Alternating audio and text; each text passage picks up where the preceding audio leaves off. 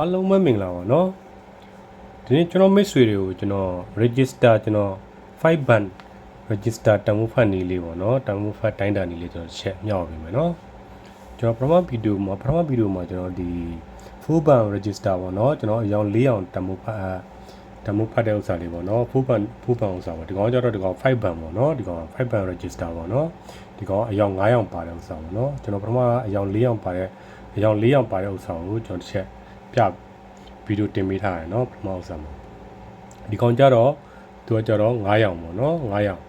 โอเคကျွန်တော်အလွယ်ကူဆုံးနည်းနဲ့ကျွန်တော်ပြပေးမယ်เนาะဘာလို့လဲဆိုတော့နားလည်လွယ်တဲ့နည်းပေါ့เนาะကျွန်တော်ဒီ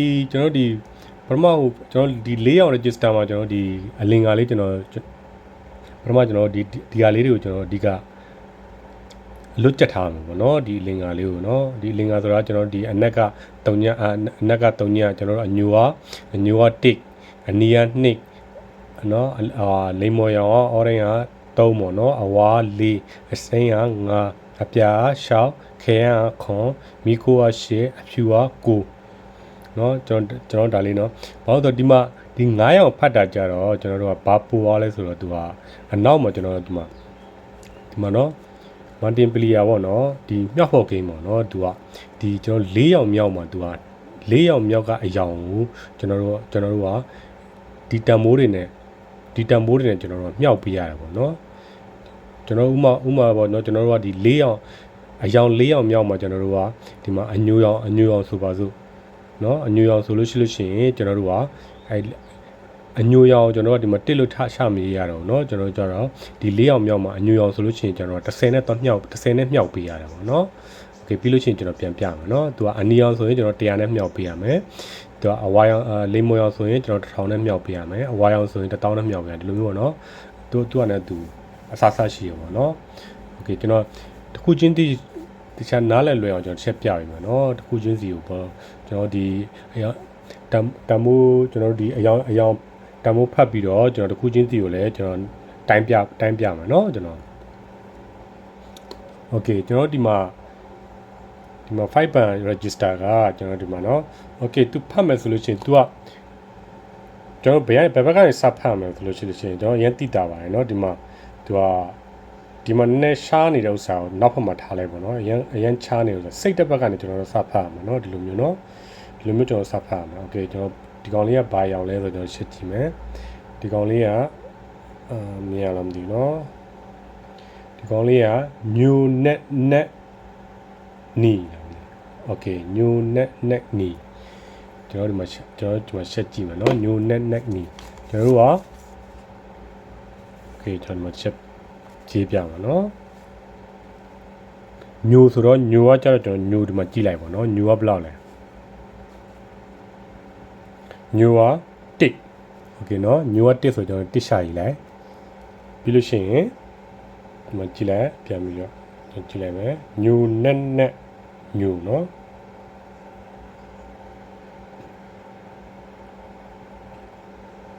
နားလေကျွန်တော်ခိုင်းတော့ဒီ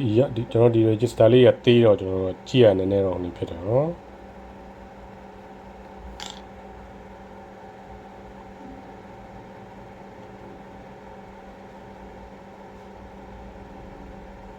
new net ni okay new က1 net က3ညเนาะဒီမှာเนาะ black က3ညเนาะ okay နောက်က net က3ည new က1 new net ဆိုတော့1 3ညပြီးလို့ရှိရင်အနောက်ကကြတော့ကျွန်တော်တို့က new ဆိုတော့နောက်ကကြတော့နောက်ကညမို့ sorry เนาะနောက်ကနီเนาะနောက်ကနီဆိုတော့ကျွန်တော်တို့ကဒီမှာနီဆိုတော့ဒီမှာမာတင်ပလီယာနေရာမှာကျွန်တော်တို့မြောက်ဖို့ဂိမ်းဆိုတော့နီဆိုတော့ကျွန်တော်တို့100နဲ့မြောက်ပေးရမှာเนาะโอเคဒီကောင်အမြောက်100ကျွန်တော်အမြောက်100ဆိုတော့ကျွန်တော်ဘလောက်ရမှာကျွန်တော်တို့ကတန်းကီရဆိုတော့ကျွန်တော်ဒါ1000ခေါ်တာเนาะဒီကောင်เนาะကျွန်တော်ဒါတန်းကီရโอเคဒီကောင်တိုင်းကီရှိမရှိကျွန်တော်ဟိုနဲ့မီတာနဲ့ကျွန်တော်တစ်ချက်တိုင်းကြည့်မယ်เนาะโอเคကျွန်တော်မီတာနဲ့ချက်တိုင်းပြမယ် meter ကိုဒီမှာကျွန်တော် on scale မှာထားမယ် okay ကျွန်တော် mid shift ဖွင့်လိုက်မြင်အောင်နော် okay စနေလိုက်ပြောင်းလိုက်မယ် kilometer okay on scale မှာထားပြီး 0L okay ကျွန်တော် set တိုင်းကြည့်မယ်ဒီကောင် tank ရှိမရှိပေါ့နော်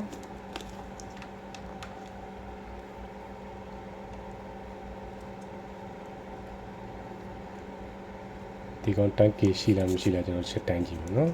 မြင်အောင်ဒီကျွန်တော်လည်းကတိတော့ဖြစ်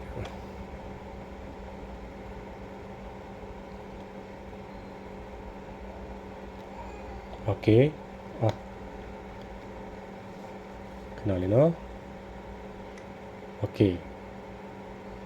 9.8 တန်9.8โอเคเนาะ tank ရှိတယ်เนาะဒီကเนาะကျွန်တော်တို့အတိအကျတော့မရအောင်เนาะကျွန်တော် register တွေပါရ register ကျွန်တော်ဒီ kilometer ပဲဖြစ်ဖြစ် analog meter ပဲဖြစ်ဖြစ်ဘယ်ဥစ္စာနဲ့ပဲတိုင်းတိုင်းကျွန်တော်အတိအကျမရအောင်เนาะနဲချင်းလေးရွေးတာတော့ရှိရเนาะโอเคကျွန်တော်နောက်တစ်ခုကျွန်တော်ဖတ်ပြမယ်เนาะဒီကောင် tank ပေါ့เนาะ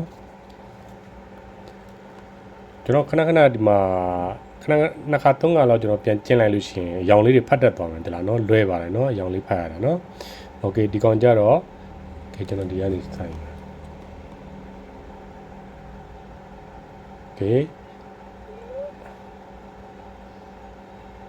ဘာလဲဆိုတော့ तू อ่ะနီနက်နီလားโอเคနီနက်နီနက်နီโอเคကျွန်တော်နီနက်နီဆိုတော့နီကနံပါတ်2ပေါ့နော်နီကနံပါတ်2ဒီမှာကြည့်နော်နီကနံပါတ်2နောက်တစ်ခုကနီဆိုတော့လည်းနံပါတ်2ပဲနီနက်ဆိုတော့နက်က3ညโอเคနောက်ဆုံးကနံပါတ်4အောင်မြောက်ကကြတော့ကျွန်တော်မြောက်ဖို့ကိန်းဆိုတော့ကျွန်တော်က4အောင်မြောက်မှာသူကနီနက်နီဆိုတော့4အောင်မြောက်မှာနီနက်နီဆိုတော့နီကဘယ်လောက်လဲ100โอเคနော်100နဲ့ကျွန်တော်မြောက်ပေးရမယ်နော်220ကိုကျွန်တော်100နဲ့မြောက်ပေးရမယ်โอเคကျွန်တော်220ကိုကျွန်တော်က100နဲ့မြောက်တော့ဘယ်လောက်ဖြစ်သွားမလဲ22K 22,000 ကီလိုအိုးပေါ့နော်โอเคဒါဆို 22K ဆိုလို့ရှိရင်ဒီကောင် 22K ရှိမရှိကျွန်တော်တိုင်းကြည့်မယ်နော်โอเค 22K ရှိမရှိကျွန်တော်တိုင်းကြည့်မယ်ဒီကောင်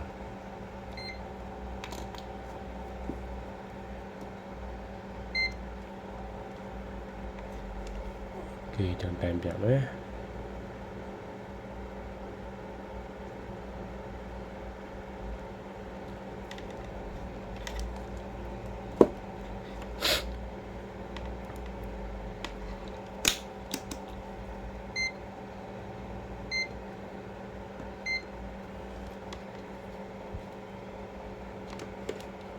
โอเคချက်တိုင်းကြည့်မယ်ဒီကောင်22ကီလိုအုံးရှိရယ်โอเค21.6เนาะဒီကောင်လည်း20မှန်တယ်ပေါ့เนาะ22ကီလိုအုံးโอเคเนาะဒီလိုမျိုးတိုင်းရတယ်ပေါ့เนาะအယောင်ဖတ်တာဒီလိုမျိုးလေးပေါ့เนาะလွယ်ပါတယ်เนาะကျွန်တော်ဖတ်နေလေးရเนาะအခက်စင်မဟုတ်ပါဘူးကျွန်တော်သူက9ရောင်မှဖြစ်ဖြစ်4ရောင်မှဖြစ်ဖြစ်9ရောင်မှဖြစ်ဖြစ်ကျွန်တော်တို့ကဒါပေမဲ့4ရောင်နဲ့9ရောင်ကမတူဘူးပေါ့เนาะကျွန်တော်ဒီ9ရောင်ကြတော့ကျွန်တော်ဒီနောက်ကဒီကောင်လေးဒီမြောက်ဖို့ကိန်းဒီမာတင်ပလီယာဆိုတဲ့ဥစ္စာလေးဒါလေးဒီဇာတ်လေးကိုကျွန်တော်မှတ်ထားလို့ရှိလို့ရှိရင်ရေးထားပါတော့ဒီဇာတ်လေးကိုကြည့်ထားပါတော့ဒီဇာတ်လေးကိုကြည့်ထားလို့ရှိလို့ရှိရင်ကျွန်တော်ဒီကောင်လေးတွေကိုမှတ်ထားပြီးတော့ဒီကောင်နဲ့မြောက်ပေးရတယ်နော်၄အောင်မြောက်ပါတော့နော်โอเคနော်ဟိုနောက်တစ်လုံးကသူကမောနက်နီဆိုတော့ကျွန်တော်တို့ကမောက3မောကနောက်တစ်လုံးကမောက3နောက်ကနက်က3ညမောနက်330เนาะပြီးတော့နောက်ကကျတော့နီဆိုတော့မြောက်နီရပမာလဲနီရ100เนาะမာတင်ပီယာနေရာမှာနီဆိုတော့ကျွန်တော်100နဲ့မြောက်ပြရအောင်โอเค100နဲ့မြောက်တော့ဒီကောင်ဘယ်လောက်ဖြစ်သွားမလဲ33K ဖြစ်သွားပြီเนาะဒီကောင်3300ကီလိုအုံးသူကကျွန်တော်33K လို့ရေးရတယ်เนาะ33ကီလိုအုံးလို့ရေးရတယ်เนาะโอเคကျွန်တော်ဒီကောင်တိုင်းကြည့်မယ်เนาะ33ကီလိုအုံးရှိမရှိပေါ့เนาะ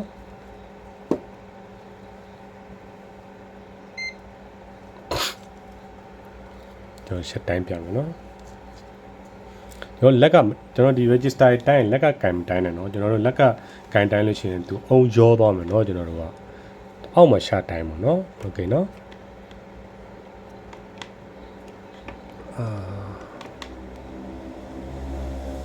โอเคဒီကောင်းကျွန်တော်တိုင်းကြည့်မယ်မြင်ရလားမသိနော်โอเค32โอเค32.9โอเคเนาะဒါ33ကီလိုအုံးရှိရเนาะဒါမှန်တယ်เนาะโอเคเนาะโอเคကျွန်တော်နောက်တစ်ခုကျွန်တော်တိုင်းပြအောင်နောက်တစ်ခုဖတ်ပြမယ်เนาะโอเคနောက်တစ်ခုကနီโอเคမြင်ရလားမသိနော်နီနဲ့နီโอเคနီနဲ့နီဆိုတော့โอเคကျွန်တော်ဒီမှာရှာရေးမယ်နီရကြတော့နှစ်ပေါ့เนาะနက်က3ညနောက်ကနက်ကလည်း3ညโอเคအနောက်ကနီဆိုတော့မြောက်ဖို့ကိန်းနေမှာနီမြောက်ဖို့ကိန်းနေဘယ်လောက်လဲ100โอเคဒီမှာ Martin Player မှာဒီမှာကျွန်တော်ဒီမှာအနည်းတရားကိုတန်းပြီးကြည့်လိုက်နော်100โอเค100ဆိုတော့100နဲ့ကျွန်တော်မြောက်ပေးရမယ်เนาะ100နဲ့မြောက်ပေးရโอเคကျွန်တော်တို့ကဒီကောင်100နဲ့မြောက်တော့ဘယ်လောက်ဖြစ်သွားလဲ20ဖြစ်သွား 20k 20 ကီလိုအုံးဖြစ်သွားမယ်เนาะ20k ဖြစ်သွားမယ်เนาะโอเค20 ကီလိုအုံးကရှိမရှိကျွန်တော်တိုင်းမယ်เนาะကျွန်တော်တိုင်းပြမယ်เนาะ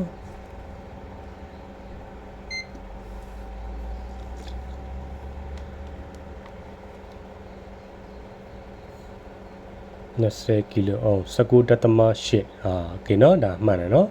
20 ကီလိုအုံးရှိရเนาะโอเคเนาะโอเคကျွန်တော်နောက်တစ်ခုကျွန်တော်တိုင်းပြမယ်เนาะနောက်တစ်ခုကျွန်တော်ဖတ်ပြမယ်ကျွန်တော်ဒီကောင်လေးရကြတော့โอเคမြင်ရလားမသိနော်ညူနဲ့နီညူဟဲ့နော်ညူနဲ့ညူโอเคကျွန်တော်ဒီကောင်လေးချရေးမယ်ညူနဲ့ညူဒီမှာညူဆိုတော့တိနက်က3ညနက်ကနောက်ကလည်းနက်ပဲဆိုတော့3ညညူနဲ့ညူဆိုတော့အမြောက်ဒီမှာကျွန်တော်ဒီမှာ Martin Player မှာဘယ်လောက်လဲကျွန်တော်ဒီအညူနောက်ဆုံးက4ယောက်မြောက်နေရမှာညူဆိုတော့ကျွန်တော်က30နဲ့မြောက်ပေးရမှာเนาะဒီကောင်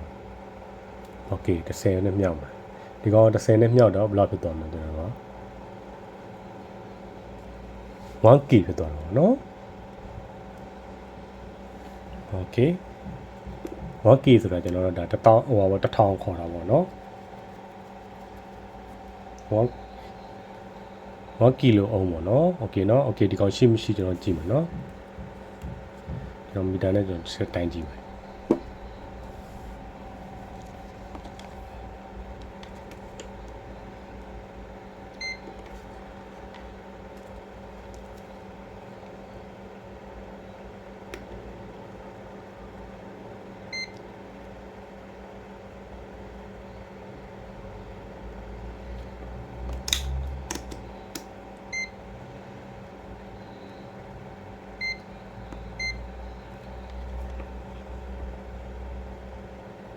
1 kilo ohm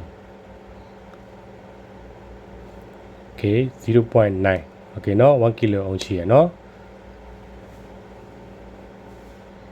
993 okay เนาะ